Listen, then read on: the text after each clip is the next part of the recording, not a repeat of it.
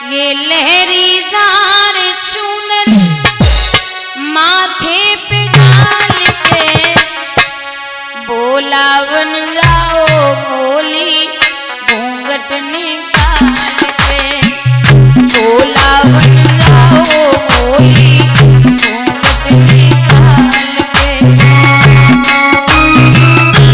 श्री राधे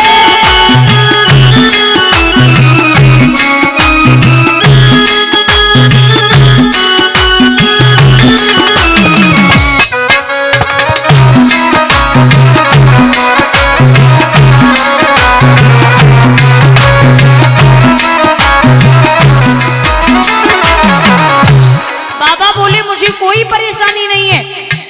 तो मैया ने जवाब दियो बाबा ए सर्प धरोगे कहां धरोगे ये बिच्छू और माला अरे चंदा का उजियारा।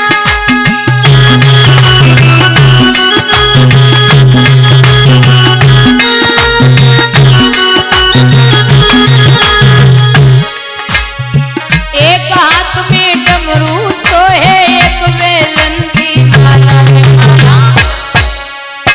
बाबा बोले इनको रखूंगा गोरी झोले में डाल के भोला बन जाओ बोली घूंघट निकाल के।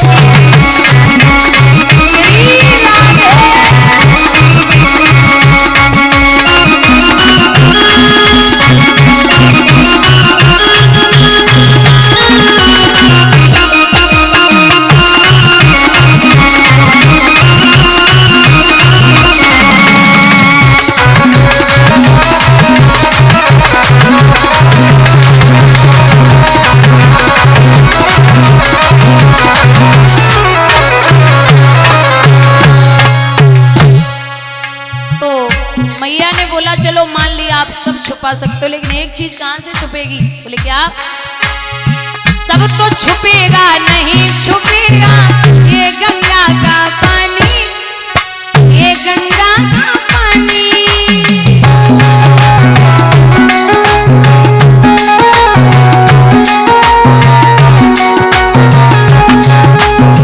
और मैया बोली बाबा मर्दानी आवाज बलम जी कैसे करो जनानी जनानी पकड़े जाओगे कहीं मर्दानी चाल पे बोला बन जाओ बोली घूंघट निकाल के।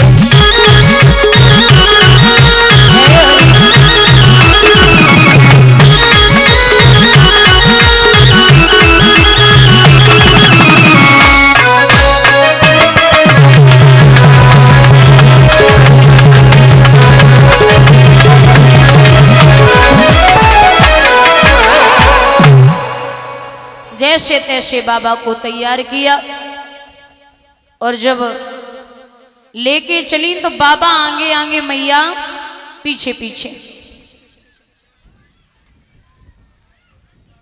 मैया ने जवाब दियो देखो बाबा अभी आप मेरी सहेली हो पति नहीं हो तो आप पीछे चलिए हम आगे चलो। बोले चलो। अब बाबा पीछे और मैया आगे। महाराज के गेट पे ललिता पहरा लगा रही।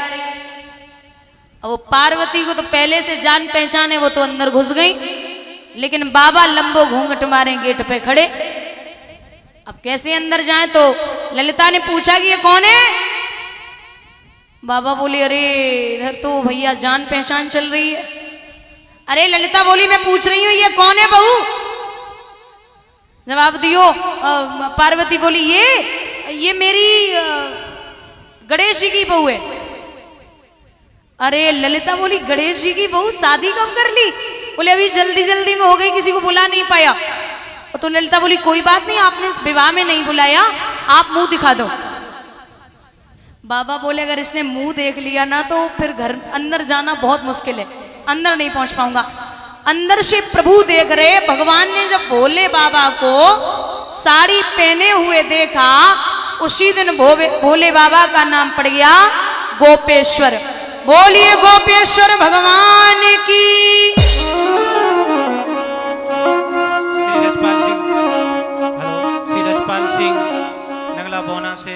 देवी जी का स्वागत कर रहे हैं माला अर्पण करके।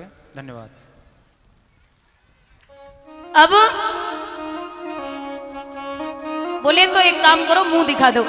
पार्वती बोली का बावरी है गई है, बहुवन के मुंह कहूँ बाजार आट देखे जावे, बहू को मुंह घर पे देखो, ऐसी श्रद्धा हो वैसे पैसा देवो, ऐसे नहीं देखे जाते। तो बोले हाँ चलो कोई बात नहीं।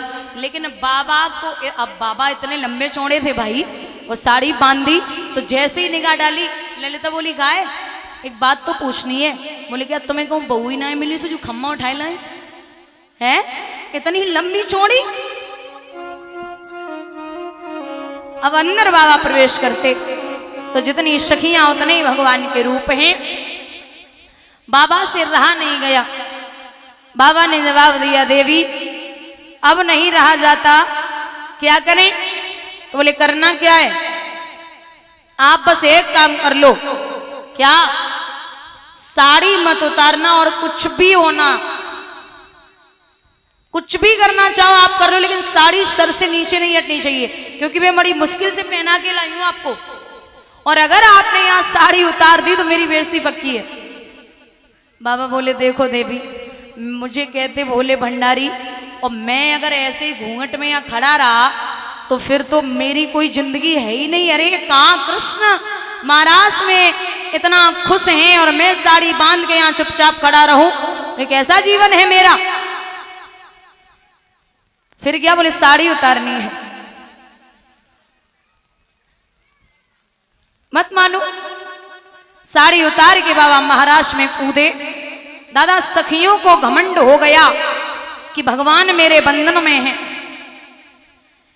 तो प्रभु ने उनका घमंड दूर किया। मैंने पहले भी बोला कि कृष्ण घमंडी आदमी से 100 कोस दूर रहते हैं। हमको भजे जो एक डग बाको डग हम 60, हमको हटे जो एक डग बाको लोहे की लाठ। ढूंढ डाला कुल जहां का, कुछ पता तेरा नहीं, और जब पता तेरा चला तब पता मेरा नहीं। जैसे एक मणिधारी सर्प की मणि खो जाए वो व्याकुल हो जाता है, उसी तरीके से सखियां भगवान के विरह में पागल होने लगी। जब भगवान के विरह में सखियां पागल हुई, काफी देर तक भगवान का ध्यान किया, रोई चिल्लाई। भगवान ने आकर के पुनः दर्शन दिए, पूर्ण महाराज करके मेरे बिहारी अंतर ध्यान हुए। बोलिए रास बिहारी भगवान की। यहां श्री सुखदेव भगवान बोले, हे राजन परीक्षित, प्रश्न उठता है कि भगवान ने अपने मामा कंस का वध कैसे किया? तो भोजराज कंस की कचहरी लगी, वहां बाबा नारद का पदार्पण हुआ।